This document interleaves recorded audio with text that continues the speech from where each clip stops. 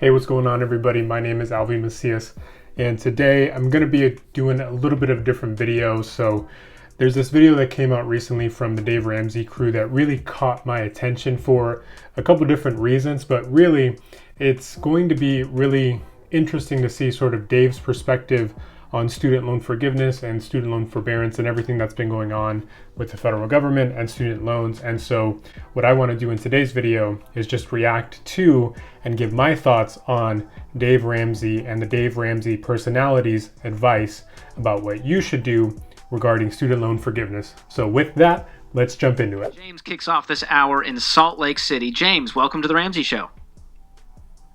Hey, how are you guys? Okay, so first of all, I just want to know, I haven't been following the Dave Ramsey crew for very long, but I do recognize Rachel Cruze, who is one of the personalities, and Dave's daughter.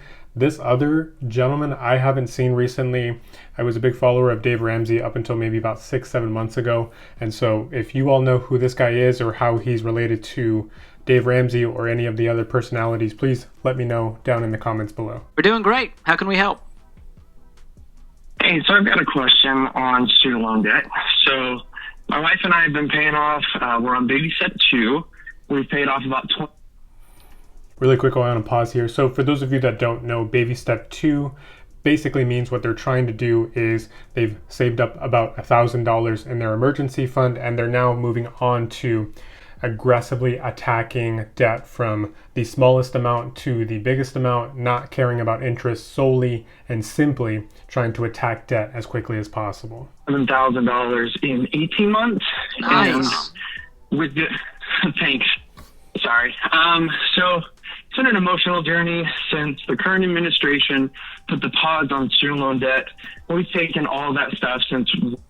So what the caller is talking about here is specifically when he says the administration, this was something that was implemented technically under the Trump administration, was the student loan forbearance period, meaning that all federally backed student loans are paying 0% interest on student loans. There's a 0% interest accruing, and payments are deferred until technically now, February 1st of 2022. So that's the deferral that the caller is referring to. We're debt-free except for student loans, and we've been dropping it into savings. We've got about $10,000, and since things are starting back up, we're wondering, should we dump all of that into it or save a little bit, kind of like baby step 3? So you're saying, can I skip and leapfrog to baby step 3 while I'm still paying off the student loans? Yeah, when they paused it.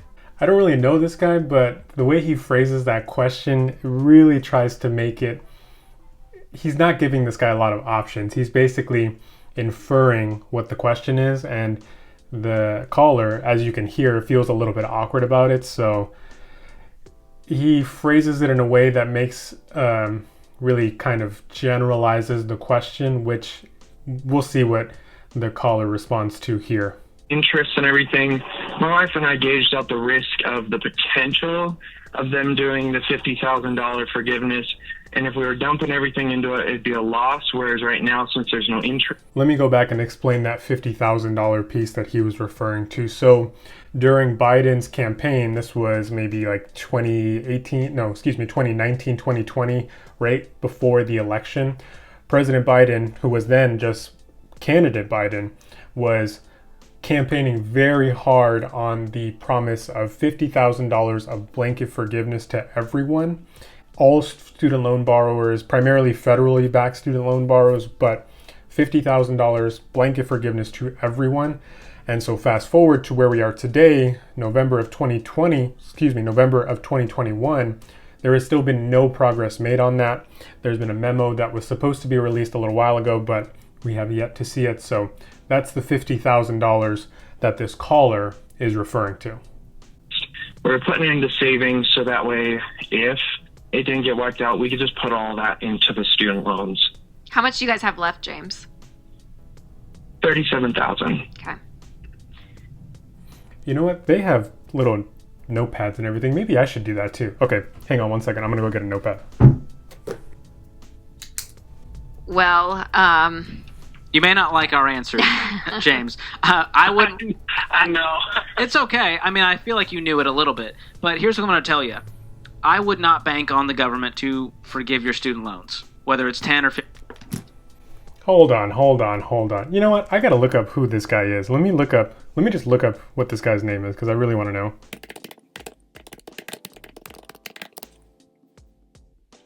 Okay, so his name is George Kamel.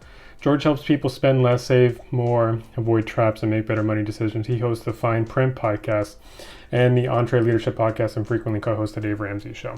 Okay, so again, I didn't know anything about this guy. George, nice to meet you. I'm Alvy. Hope we get to talk someday. But I will say he is slightly right in the sense that we should not be waiting and betting on the federal government to forgive our student loans. I 100% agree with that. However, there have been, in my opinion, a lot of things indicating that perhaps something is going to come down the pike, or that perhaps this is a conversation that has a lot more oomph behind it than it definitely had in 2008, 2013, any time in prior years compared to now. So while I do agree with George that perhaps sort of sitting back and just waiting for student loan forgiveness to happen is not ideal, it is something that I think should at least be more in consideration, specifically because it does have so much momentum behind it in the current year that we are in, which is 2021. $1,000. I want you to take control. There's a level of mojo that you get back when you decide, you know what, I'm going to handle this thing. I can get out. Okay, I will say George is 100% correct on this. When I paid off my student loans, there's just something happens in your mind where you literally feel 50 pounds lighter. And it has nothing to do with your waist, your exercise routine, or anything along those lines. It literally feels like this weight has come off your shoulders and you are now student loan debt free. And that is an amazing, amazing feeling that I am very honored and privileged to have. And I know perhaps others are not in the same boat, but there is something about taking responsibility for your student loans and trying to at least attack them as aggressively as possible in order to get them out of your life. Listen, I don't need anyone's help other than my own work ethic, my own sacrifice to do this. So you've got $10,000 saved. Okay, I didn't write that down. So he has 10,000 saved. Since everyone likes to write stuff down here, I'm going to write it down too. Heck, I'm going to do it too right with you, George. Okay, so $10,000 saved, $37,000 in student loans. I'm going to put a graphic up here on the screen so we can all kind of follow along as to what James from Salt Lake City is referring to. So if you want to do things the Ramsey way, and I don't say that because I'm a Ramsey man, I say it because it's the...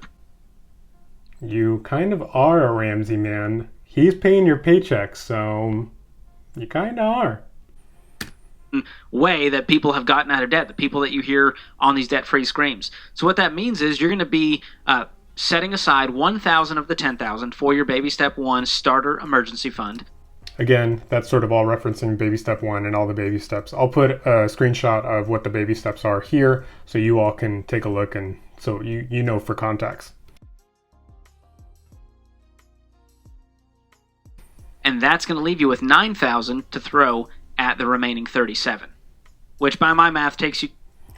What George is saying from the Ramsey Show is that James from Salt Lake City needs to take $9,000 of the $10,000 that are saved in his savings account to put towards the student loans, which are 37. So if I was to do some math, so what this will leave James with is roughly $28,000 in student loans. Now, this is what George from the Ramsey Show is saying. Let's see what James thinks about this.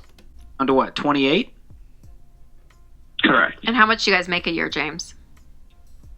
45,000. 45. And Okay, so he makes $45,000 a year. Pretty decent income. I don't know if that's just him or if that's also his wife. He didn't specify, so we'll just say $45,000 for the purposes of this scenario. do you guys have any kids? I've got two little girls, and we live with our in-laws right now, so we've got about $13,000 we've been putting into our savings each month. Way to go, James. Heck yeah, moving back in with the in-laws. Now, I'm sure that that is not an easy pill to swallow, but when it comes to the sort of the, as Marco from Whiteboard Finance likes to say, the cerveza sickness that's been going on, a lot of people have been having to readjust, and I think we've been seeing a big influx of people going back to living with family, in-laws, etc. And so having that ability is great, but also taking advantage of it in the sense that you're not just moving in to move back in and be a freeloader, you're moving back in to save what would have been your mortgage/rent payment. So we're talking anywhere upwards of an $800 to perhaps even a $2,500 savings because you're not having to pay housing costs. Bravo, James. Way to go. Good for you. So your expenses must be really low. Yeah, so we just have like our basic stuff. We don't have any car loans or credit card debt or anything like that. It's just student loans. Yeah, I mean, You literally have no other debt except for your student loans? What are you doing, my guy? What are you spending your money on? $45,000 and you have no house payment, no car payment, no credit card payment. All you have are the student loans? Where's your money going? can either one of you maybe take on a side job and try to get a little more income while we get these student loans paid off? Yeah, so we just paid off. Why? Why would you need to take out a second job? You don't have any expenses. A second job, if you had maybe a huge house payment and car payments, this guy's got zero expenses. No house, no cars, probably very little in food costs because I'm sure the in-laws are helping too, would cover that. So why would you need a second job? Only about $5,000 in medical debt. I drive Uber Eats on the side. And Okay. So to be fair, he did mention he has about $5,000 in medical debt. Still though, only $5,000 of medical debt. I don't know what that's for and how long that's been, but to only have $5,000 and no other debt minus your student loans is really not bad. You're sitting kind of pretty.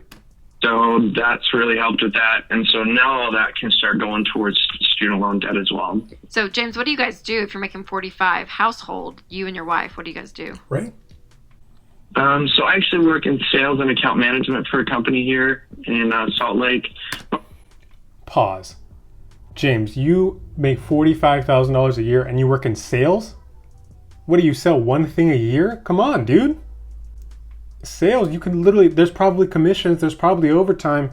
That $45,000 should probably be double that. You should probably be making $90,000 a year unless you're selling, I don't know, jacuzzis at one of those big warehouses or something. It doesn't work right now. Just some stuff that she's going through right now. She was a school teacher. We also were on a waiting list for a sweat equity home building program. And they just recommended, because she's not going to work once we get into it. What the heck's a sweat equity home buying? What? Sweat home buying program? What the hell are you talking about?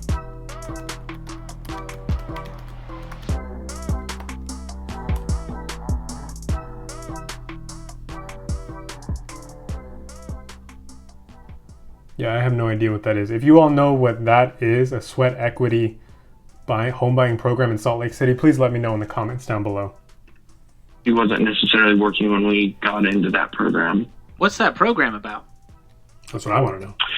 So essentially, it's a sweat equity program where about 10 families get together through a nonprofit, and we actually build each other's homes. Sweat equity program? That's labor, dude. That's just you building your own house, my guy. It allows us to get into a home for about $200,000 on a mortgage for a $400,000 home. So it's just a good. That doesn't sound right or normal. Has anyone ever heard of that? You buy a $400,000 home for only $200,000 because you put up 2 walls? Again, if you've heard about this, let me know down in the comments. I've never heard of this at all, ever. Do you have to be at a certain income in order to qualify for that? Yes. Yeah. So we'd still be within the income, but they said since she won't work when she's up there, they just didn't recommend that she work when we were on the application. James, so. yeah, I don't know. I'm not liking this. I don't like the fact that you have to limit your income. I know. This Okay, let me touch on this really quickly because George does have, and Rachel have really good points here. When it comes to people wanting to stay within certain income brackets because of either certain social programs or having the ability to have down payment assistance later on in life, I understand the mentality behind it. Believe me, I do. I grew up with very low income parents, and so I understand that side of it. But now, when I'm almost 30 years old, I think my mindset has dramatically shifted towards the abundance mindset where having a big income is something that I try to manifest every single day, and I'm not afraid of it, and I don't feel guilty about my income, because where Dave Ramsey and I 100% agree on is where Dave says that your income is your number one wealth building tool. I 100% agree with Dave on this. It's one of the very few things that I do agree with Dave on. But when it comes to systematically limiting your income because this other thing is appealing, to me, in my mind, does not make a lot of sense. Why would I try to do that when, if I had a bigger income, I could make whatever this little program is offering me tenfold and have it be at my discretion where I don't feel limited?